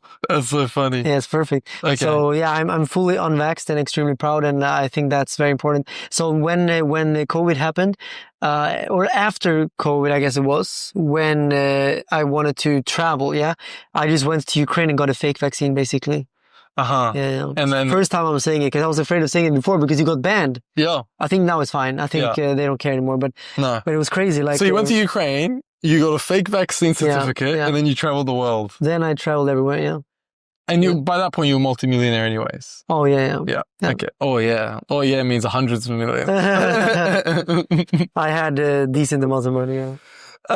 Is there... So okay, sorry, continue your story. You were in Copenhagen for 8 months. So there, I already made good money. Like, I was very wealthy compared to where I was before, but you can't spend wealth there. My villa, which was amazing, I think it was like maybe maximum $2,000 a month. It was a crazy villa with like nice infinity pool and everything. Maybe I think $2,000 a month. $2,000 a month is cheap. Yeah. And maybe now it's more expensive, but then it was like I guess this. it's Copenhagen and it's COVID time. During COVID. Maybe now it would be double. Who Probably. the fuck's going there during COVID? Nobody can travel there. True. Maybe now it would be probably double. But the thing is that the food was very cheap. Like you can get any food for like $2-3, like very nice, amazing food. Yeah. And like massages and like whatever, like these like events and like ceremonies they do there. Like everything is cheap. Like there's nothing you can spend money on. You go on your scooter. I love it. So I really liked it. And I never felt like I was missing something really. Bro, like when I'm in Bali, I have 3 fish. Hey, you want to put this? Do you want this? I can take it later, maybe. Yeah, I'll take it later. If you want, you can put it in the door over there. Okay, I'll do it. We're sponsored by Voss Water, this podcast, so thank you, cool. Voss, for the bottles. Oh, nice. How did you get that sponsorship? They reached out. You know what? I remember they reached out to us as well, I think. But then I think my team thought it was a scam because they thought, why would Voss want to sponsor us? So we just didn't do anything. No way. Maybe I'll ask them to. Yeah, they do, and they give me stickers to put on top of this. Oh, amazing. Yeah, and they pay us monthly, and that's it. Really? But how about I send you his number? Please, yeah. He takes care of the Yeah, sponsorship. because I was like, that's perfect because we have our studio where we do the live stream, which would be perfect with the whole office, maybe. Yeah. On my Instagram, he just came to my house, just refill it. When it finishes, they just come and refill it. Really? And it's like the best water, right? Like it's good water. It's the best water. No, but I heard it's very good quality water. And it's in glass. Glass. Yeah. It's the best water. And it's not. Please connect me. And it's not. Yeah, I'll literally connect you as soon as we finish. I'll connect you. Yeah. And they should be happy about this segment now because that's good for the sponsor. Very good. Very good. So, what was I saying? Yeah, I've got a spot in Bali where they deliver fish to my house, and I get 3 full grilled fishes for 6 dirhams to the house delivered. Yeah. And I'm like, you know, I come to Dubai and I'll go on a date with a girl, and the bill will be what I used to pay in rent for 2 weeks, and I don't even like her. So then I just think I can live a lot more simple. Yeah, I think the thing is, I loved living in Koh Phangan for like many months, but towards the end of that 8 months, I started feeling a little bit like I kind of missed the white marble a little bit. Yeah, island fever. Yeah. Like I want a little bit of luxury, going to the cinema and like these things. But it's a balance. It's a balance. It's a balance. I wish you could rent houses here for 6 months. Because I would rent a house because the other 6 months I have a villa. It just sits empty. Yeah. No, it's true. I think balance is great. So for me right now, I'm doing Europe summer, and then I do Dubai winter. But I could imagine splitting Dubai into half and do half Bali, Thailand, and then half Dubai. Yeah. Because I think that's such a nice vibe to do the island tropical vibes. Yeah. Especially Amazing. the traffic is getting crazy. In Dubai, it's insane. I've got my friend that lives on the Palm. He says, I don't leave the house. He says, in the last 3 months, I've left the house twice. Yeah. He's isolating because it takes 1 hour to get off the Palm. Yeah. Same for me. Like every time I go out to the garage, I'm sitting stuck. You know, going to the office usually for me, like it's like 6-7 minutes with the car. Now it's like 20-30 minutes. No. Yeah, because there's so many red lights, and they only release a few cars at a time. I think it's a good problem that to have, because it's like a luxury problem for Dubai, because Dubai is scaling so fast. Yeah, it's like so many people are coming. They just have to scale the infrastructure with which is almost impossible, it looks like, but they have to do that. At the end of the day, I love Dubai because I think Dubai is the best place in the world. Same. The traffic right now is probably the only issue I have, and also there is not so much nature. I have 2 issues with Dubai, the traffic and the air quality. Yeah, true. It's the 4th worst in the world. I heard, yeah. Yeah, but I guess What can you do? No country will be perfect. And that's Correct. what I used to tell my audience as well. Like, no country is perfect, but all in all, Dubai is the best place in the world for me. Doesn't have to be for someone else. You know, for example, if someone is watching now and is maybe a girl who has a normal salary, I don't think Dubai is probably the best place. No, You know, definitely not. Unless you're very good looking. Yeah, but even then, like, do you think... You don't pay for anything. True. Yeah, maybe. But like, I don't know. I'm not sure like what Dubai would do to someone like that, you know? Like my daughter, if she said I'm moving to Dubai, I wouldn't like that. Yeah, right? I'd say, why?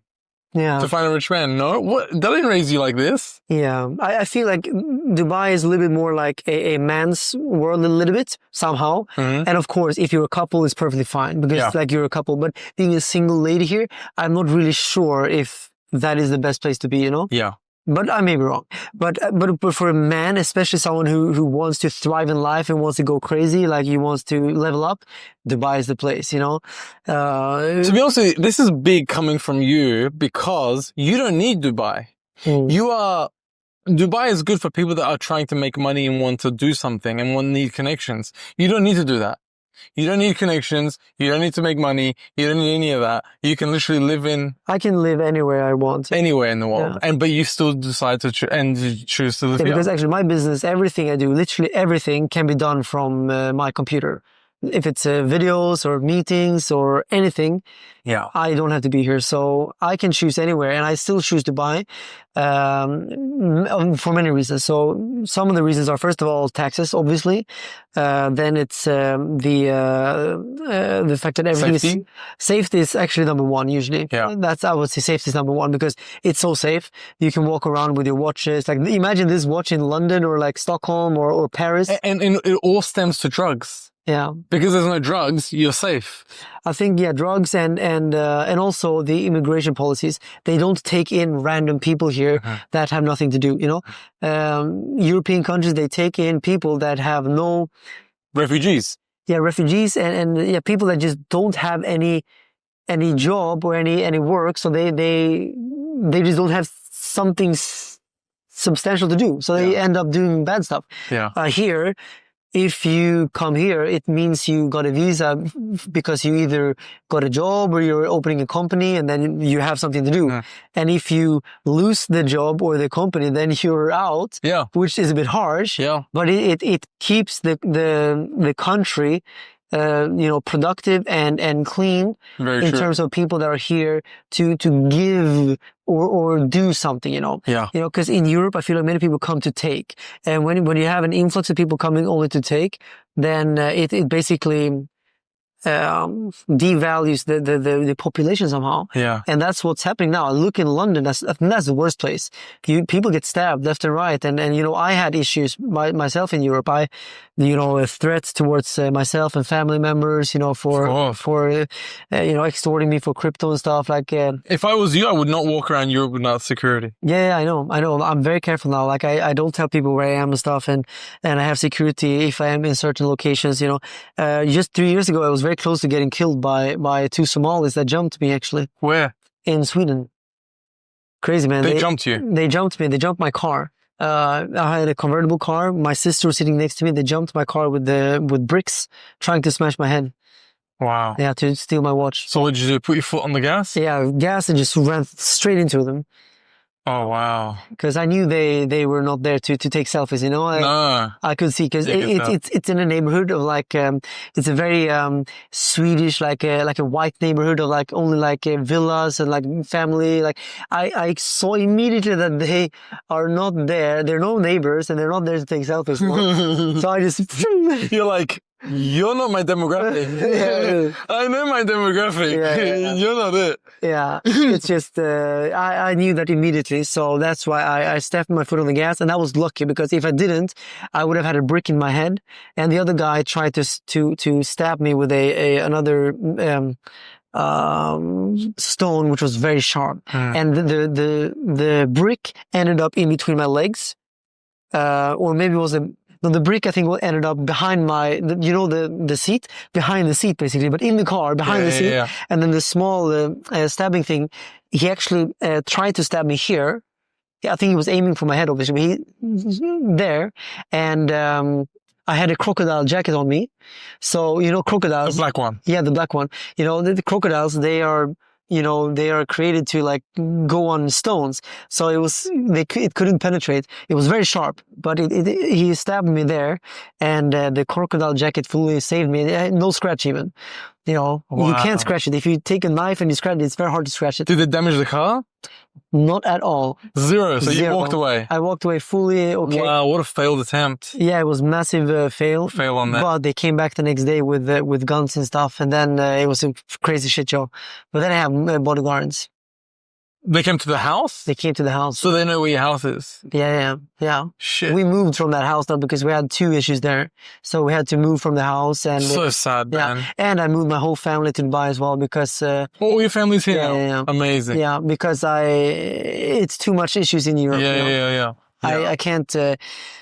And your brother, he's got Down syndrome and he's like so positive. Yeah. Right? You're like, you don't want to ruin that. No. You don't want to ruin how positive he is. Yeah, I know. And just a few, 7-8 months ago, I had death threats against my little brother, actually.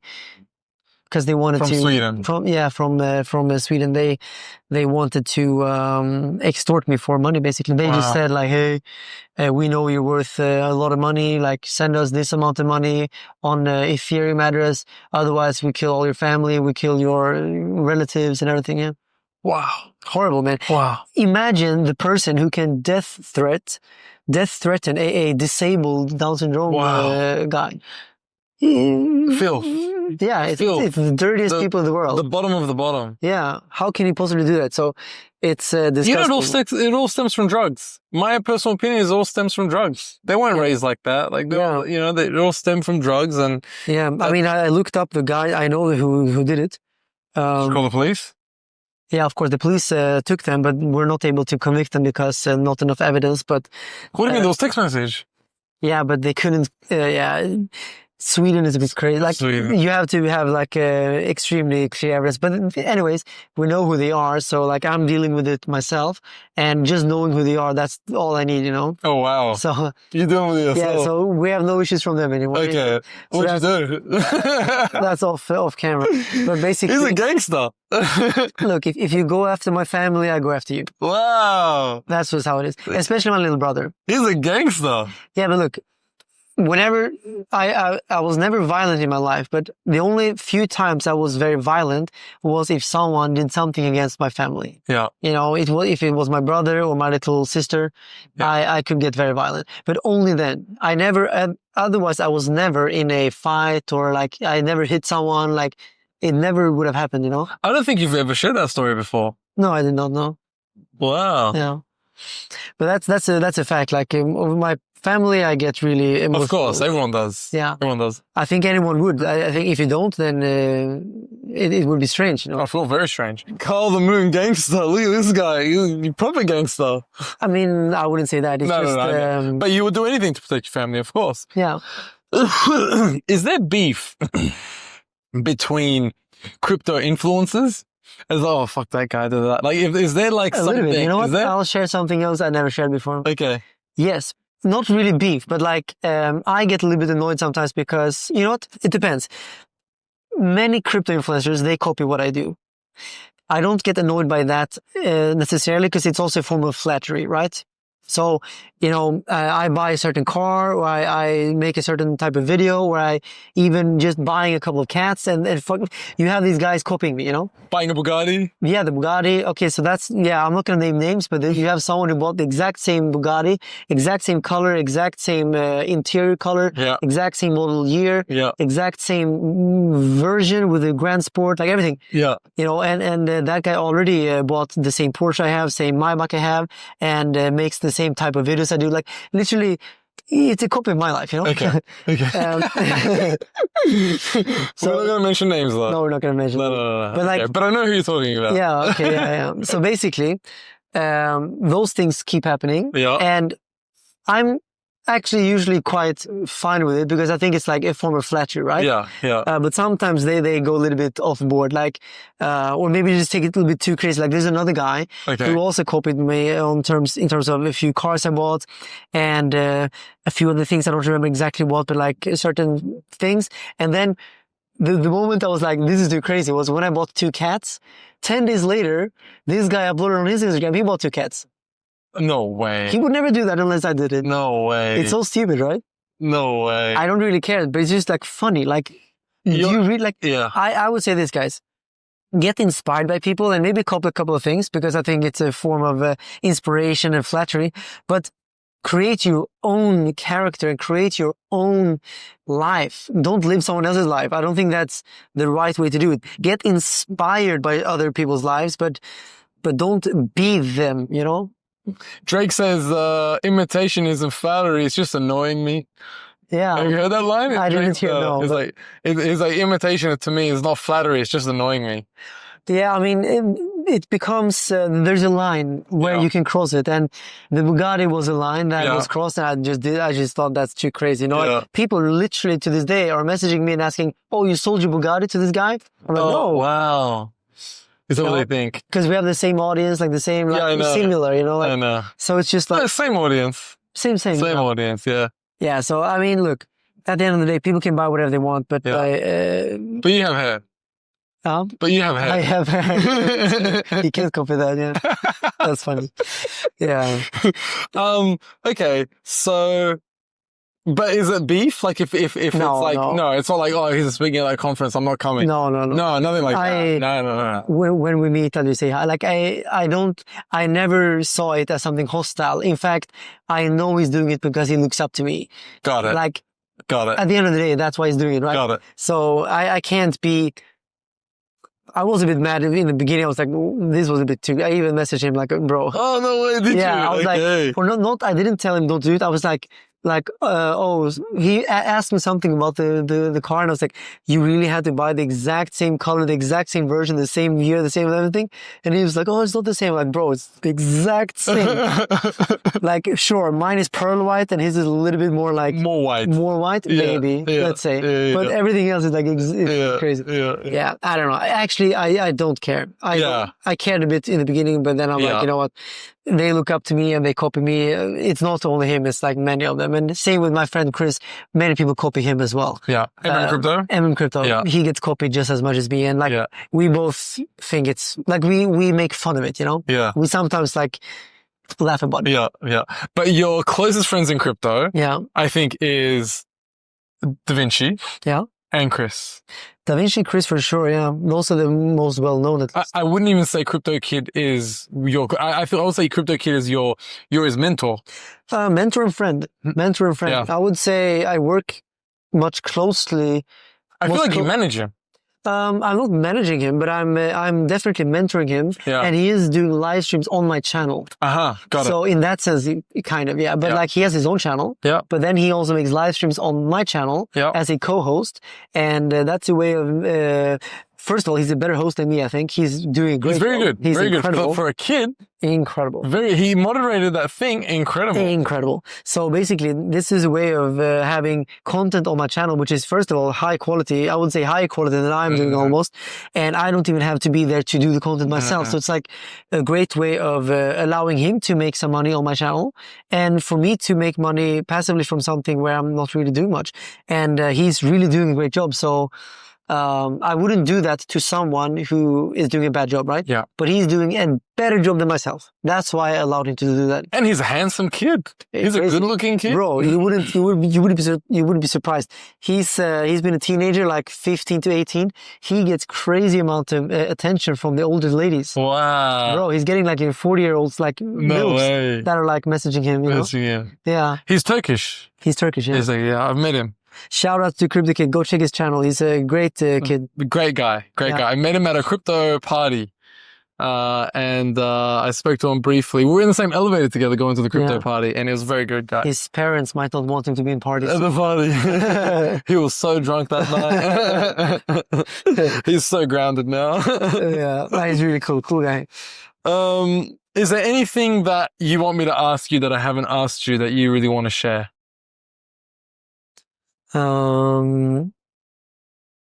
I mean, maybe more about the music, because music is like my next thing, I would say. Well, I mean, are you working on an album? So I'm not working on, I am working on an album, yeah. And I will release new freshly made songs very soon. And the thing is, I love making music. Yeah. And for me, writing songs is very important for my well-being, but also the fact that I'm writing them myself. Most artists, they get songs ChatGPT. written. Yeah, this or just, get written for them, They buy songs, so they get songs and, Correct. if you look at most big artists, that's how it is, So I first of all, really want to give credit to people like Billie Eilish and Ed Sheeran, those guys that really, they write and then create, This is what I love about rap. Okay, because I'm huge into rap. I went to New York City. I did a podcast with Biggie Smalls' best friend, C. Gutter, in front of Biggie Smalls' house. And rap is an acronym for rhythm and poetry. And what I like about it is you can't have somebody write your raps. Yeah. You have to write it yourself. That makes sense. Yeah, but I think you wouldn't be surprised. I think some of the biggest rappers, they still get a lot of things written for them. So, of course. So, but you can tell. Many of them say that they write themselves. I also know DJs that, I don't think I want to name names because I know it from another DJ who's a world famous DJ. But he says that many of the biggest DJs in the world, the people that are top on Spotify, they write almost nothing themselves. Wow. They get almost everything written by others. And then they put their name on it, but they made almost nothing sometimes they changed something, but sometimes they did nothing and they still put their name, Yeah. But they're a DJ. They're supposed to be the guy who made, it's really crazy. But so the world is like this, the music industry is like this, and I don't want to be like that. I love writing songs and I take pride in that. I can co-write with people, fine, but all songs I will release in my career will always be written by me. Very important. And if you want to check my songs I have on Spotify, they're old, but a couple of them I think are very good. I made one song called Dragon, for example, and that's the one I think that seems to be most successful now. How's your shoulder for playing guitar? I can do it now. You can still do it. I can play. Okay, you can do it. Nice. All good. Nice, good. man. I'd love to see it one day. Yeah. I play guitar, piano, and drums, and I can do some production as well. Production, yeah. I mean, you can make your own album just using AI now. Like, you're gonna get assistants with drums and everything. Yeah, you could. Have you looked into it now? Not really, no. You want to do it yourself? Yeah, because I take pride in writing myself. In doing it, yeah. So you're still creating? Yeah. You're just a creator? I love to create, yeah. Massive creator, and I think it will give me a lot of happiness making music, not only because I love making music, so even without success in music, it still makes me happy. But again, going back to what I said earlier, starting new things and becoming good at them and leveling up on something makes me happy and makes, I think, every man happy, especially. Women, I think, are getting more happy from like family and, those kind of goals probably. Yeah. But as a man, we need to level up and have a career and progress, That's why we love playing video games. Yeah. That's all you do in video games, progress, We get happy from that. So going into music now, that's like one of my side missions, racing side mission. I think those side missions could become main missions eventually, but it's all about starting something where you have the chance to become better, and progress. So, and I think, some people will say, oh, you can just buy yourself a success in music, but I really think it's not that simple. I've seen people try that, and there's many Russian oligarchs who have this Russian girl who thinks she can sing. They put $10 million. They're not going to be famous because they're shit. Yeah. You can't become good in music unless you have talent and money. If you only have talent, very tough. If you only have money, very tough. If you have both, I think you can really make it, Great. And I think that's how you have to do it. Agreed. And that's what I'm going to try. That's going to be amazing. Because you look at Arnold Schwarzenegger, he became top Olympia number one man in the world. Yeah. Then he became top actor in the world. Then he became the governor. So you can literally master different industries if you wanted to. People have done it. 100%. And he's an inspiration, I would say. I watched his documentary and I felt very inspired because I'm like, wow, why should you choose only one thing to become best at? Yeah. You can choose 3 things. Yeah. Why not 5? Yeah. So you've mastered investing. I would say crypto, I'm one of the top people. I would say, sure, you can become like Michael Saylor, but I don't have the ambition to be the biggest guy in crypto. I just know that I'm one of the top people in the crypto industry. Yeah. I think that's pretty good enough, Yeah. By the way, as somebody in the top of the crypto industry, within the closed circles, within the closed doors, what do they say about who they think Satoshi Nakamoto is? Okay, so, I'm invited every year to the Satoshi Roundtable, which is the top 50 people in the crypto that every year meet in a hotel. It's a little bit like the Bilderberg meeting, but without the evilness. There's no evilness there. It's just, crypto founders and crypto people. You have CZ, you have Brad Garlinghouse, you have Vitalik usually, not much anymore, but he was there in early days.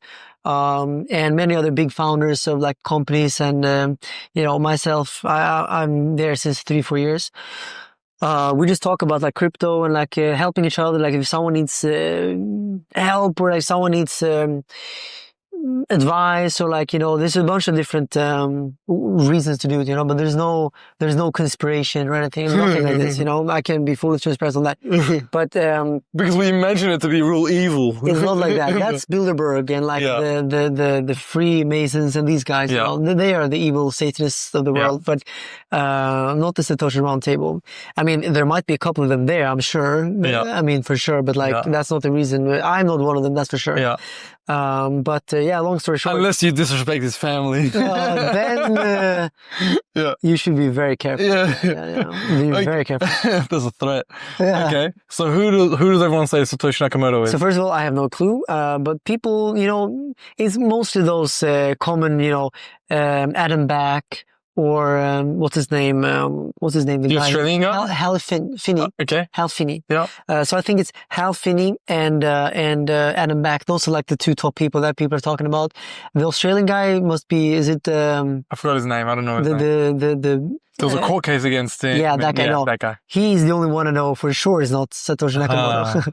Got it. No, he's just a joker. He was part of Bitcoin early days, but then he's using that as evidence that he was Satoshi, but he's not, for sure not. Got it. So he just tries to trick everyone. Got it.